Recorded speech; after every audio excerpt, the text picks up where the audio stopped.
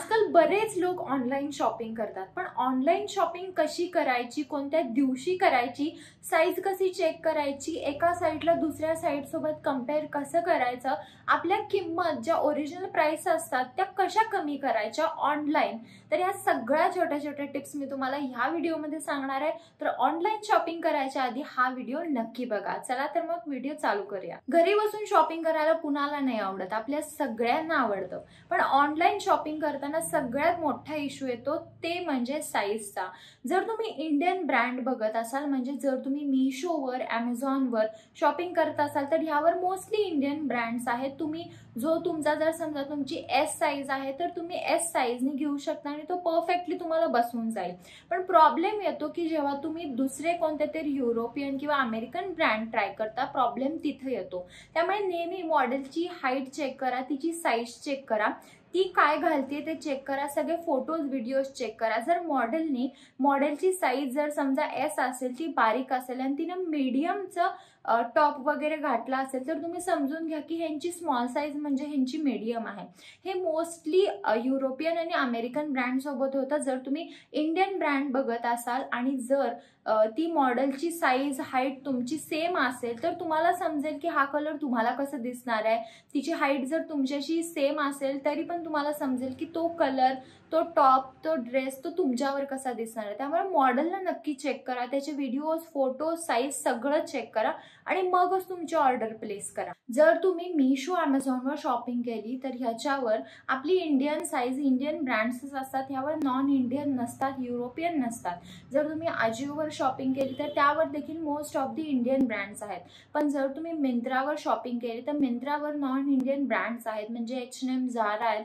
आजिओवर पण काही, आजिओ लक्सवर पण काही नॉन इंडियन ब्रँड्स आहेत। त्यामुळे तुम्ही त्यांच्या वेबसाईटला जाऊन त्यांची साईज चेक करा, नाहीतर खाली तुम्हाला त्यांची साईज मेन्शन असते, ती साईज तुम्ही चेक करा आणि तुमची साईज काय आहे ते बघा। जर तुमची स्मॉल साईज असेल तर नॉन इंडियन ब्रँड्सला तुमची साईज मीडियम असू शकते, नाहीतर एक्स्ट्रा स्मॉल पण असू शकते, तर ती साईज नक्की चेक करा आणि मगच ऑर्डर करा। साईज चेक करून पण जर तुम्ही कन्फ्यूज असाल तर तुम्ही एका सोबत 2 साईज ऑर्डर करू शकता। म्हणजे एकदा जर तुम्ही एक्स्ट्रा स्मॉल आणि स्मॉल मध्ये कन्फ्यूज असाल तर तुम्ही स्मॉल पण ऑर्डर करा आणि एक्स्ट्रा स्मॉल पण ऑर्डर करा। पण हे ऑर्डर करायच्या आधी त्यांची रिटर्न पॉलिसी नक्की चेक करा। काही रिटर्न 30 डेज असतं, 15 डेज असतं, 5 डेज असतं। प्रत्येक ब्रँडची रिटर्न पॉलिसी वेगळी असते, त्यामुळे रिटर्न पॉलिसी चेक करा। दोन्ही प्रोडक्ट्स ऑर्डर करा, ज्याची साईज तुम्हाला परफेक्ट बसते ते ठेवा आणि दुसरं तुम्ही रिटर्न करू शकता। पण ह्याच्यामध्ये रिटर्न पॉलिसी नक्की चेक करा। एक्सचेंज पण करू शकता तुम्ही। तर एक्सचेंजमध्ये काय होतं, बरेचदा जेव्हा आपल्याला साईज बसत नाही आणि आपण एक्सचेंज करायला जातो तर ते प्रोडक्ट आउट ऑफ स्टॉक होऊन जातं। त्यामुळे बेटर आहे की जर तुम्हाला कोणतं प्रोडक्ट आवडलं आणि तुम्ही जर साईजमध्ये कन्फ्यूज असाल तर तुम्ही दोन्ही साईज ऑर्डर करा आणि जे बसलं नाही त्याला तुम्ही रिटर्न इझिली करू शकता। जेव्हा पण तुम्ही ऑनलाईन काही सर्च करता, जर समजा तुम्हाला व्हाईट जीन्स किंवा व्हाईट शर्ट घ्यायचा आहे तर नेहमी फिल्टर लावून सर्च करा। म्हणजे तुम्हाला फॅब्रिक कसं हवंय, कॉटन हवंय, सॅटिन हवंय, जॉर्जेट हवंय, तुमची साईज काय आहे तुम्ही फिल्टर लावा आणि मग सर्च करा आणि ते परफेक्ट प्रोडक्ट तुम्हाला मिळेल। पण जर तुम्ही फिल्टर लावलं नाही ना तर तुम्ही काहीतरी वेगळंच घेऊन बसता, कारण ऑनलाईन म्हणजे दुकान नाहीये। दुकानात आपल्याला ठराविक ऑप्शन्स असतात, पण ऑनलाईन आपल्याला खूप जास्त ऑप्शन्स असतात। कधी कधी आपण व्हाईट शर्ट घ्यायला जातो, व्हाईट जीन्स बघायला जातो आणि आपण काय तर वेगळंच घेऊन येतो। असं खूपदा होतं, तुम्ही देखील हा एक्सपिरियन्स घेतला असेल। त्यामुळे जे काही तुम्हाला घ्यायचं असेल त्याआधी तुम्ही फिल्टर लावून सर्च करा, म्हणजे प्रॉपर प्रोडक्ट तुम्हाला घेता येईल। ऑनलाईन शॉपिंग करताना ना नेहमी रिटर्न पॉलिसी चेक करा, कारण आधी असं होतं ना की लोक जास्त ऑनलाईन घेत नव्हते, त्यामुळे 30 डेजचं रिटर्न होतं। पण आजकाल ना प्रत्येक ब्रँडची रिटर्न पॉलिसी खूप बदललेली आहे। काही लोक फक्त डॅमेज असेल तरच रिटर्न करतात, काही लोक रिटर्नच करत नाहीत, फक्त एक्सचेंज ठेवतात।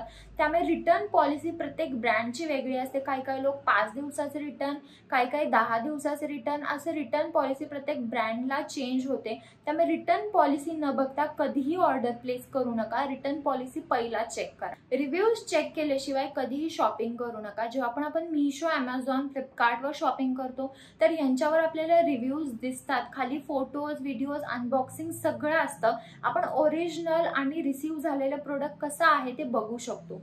पण जर तुम्ही आजिओवर शॉपिंग शॉपिंग करत असाल तर अजिओवर रिव्ह्यूज नाही आहेत, त्यामुळे अजिओवर रिटर्न आणि एक्सचेंज पॉलिसी नक्की चेक करा. बरेच जण अजिओला नो रिटर्न आणि नो एक्सचेंज पण काही प्रोडक्ट्सना असतं, त्यामुळे ते नक्की चेक करा जर तुम्ही अजिओवर शॉपिंग करत असाल. जर तुम्ही मिंत्रावर शॉपिंग करत असाल तर मिंत्रावर काही ब्रँड्सची रिटर्न पॉलिसी आहे, काही रिव्ह्यूज पण तुम्हाला दिसतात, फोटोज दिसतात, तर काही दिसत नाही. त्यामुळे मिंत्राला पण तुम्ही रिव्ह्यूज चेक करा आणि रिटर्न पॉलिसी पण नक्की चेक करा. आता शॉपिंग कधी करायची, तर नोव्हेंबर डिसेंबर मध्ये ना भरपूर साऱ्या वेबसाईटवर ॲप्सवर एंड ऑफ सीझन सेल असतो. दिवाळी नंतर सगळे एंड ऑफ सीझन सेल चालू असतात, त्यामुळे तुम्ही नोव्हेंबर डिसेंबरला शॉपिंग करू शकता.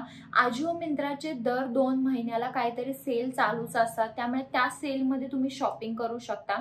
नाहीतर जर तुम्ही वेबसाईटवर शॉपिंग करत असाल तर त्यांचे देखील प्रत्येक सीझनला किंवा सणाला अशा ऑफर्स असतात, त्यामुळे नेहमी सणासाठी थोडासा वेट करा. अजून एक इम्पॉर्टंट टिप म्हणजे नेहमी वीकेंडला कधी शॉपिंग करू नका, वीक डेजला शॉपिंग करा. म्हणजे सॅटर्डे संडे सोडून तुम्ही कधीही शॉपिंग करू शकता.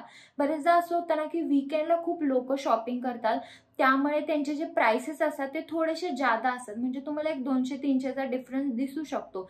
ते जर तुम्ही वीक डेजला म्हणजे जेव्हा कुणाला वेळ नसतो शॉपिंग करायला तेव्हा तुम्ही शॉपिंग करा, तेव्हा प्राइसेस थोडे कमी असतात. अजून एक इम्पॉर्टंट टिप म्हणजे जेव्हा पण तुम्ही ऑनलाईन शॉपिंग करताना तेव्हा लगेच प्रोडक्ट कार्टला ॲड करून लगेच शॉपिंग करू नका. पहिला त्याला विशलिस्ट करा, विशलिस्ट करून एक 3-4 दिवस वेट करा. बरेचदा असं होतं ना की काही वेबसाईट ॲप्स ना त्या विशलिस्ट प्रोडक्ट्सवर ना आपल्याला डिस्काउंट देतात, आपल्याला कूपन कोड मेल करतात ना, मेसेज करतात, व्हॉट्सअप करतात. त्यामुळे थोडासा वेट करा, एक 3-4 दिवसांनंतर तुम्ही ते कार्टला ॲड करून डिरेक्टली बाय करू शकता. पण थोडं विशलिस्टला ॲड करून ते चेक करा की प्राइसेसमध्ये काय फरक पडतो का नाही, आणि नक्की फरक पडणार आहे. ही टिप नक्की ट्राय करून बघा. तर ह्या सगळ्या शॉपिंग टिप्स ना तुम्ही तुमच्या रोजच्या ऑनलाईन शॉपिंगच्या ह्याच्यामध्ये फॉलो करू शकता. जर काही तुम्हाला प्रॉब्लेम असेल किंवा शंका असतील तर मला कमेंट बॉक्समध्ये विचारू शकता. जर हा व्हिडिओ आवडला असेल तर व्हिडिओला लाईक करा, शेअर करा आणि चॅनलला सबस्क्राईब करायला विसरू नका.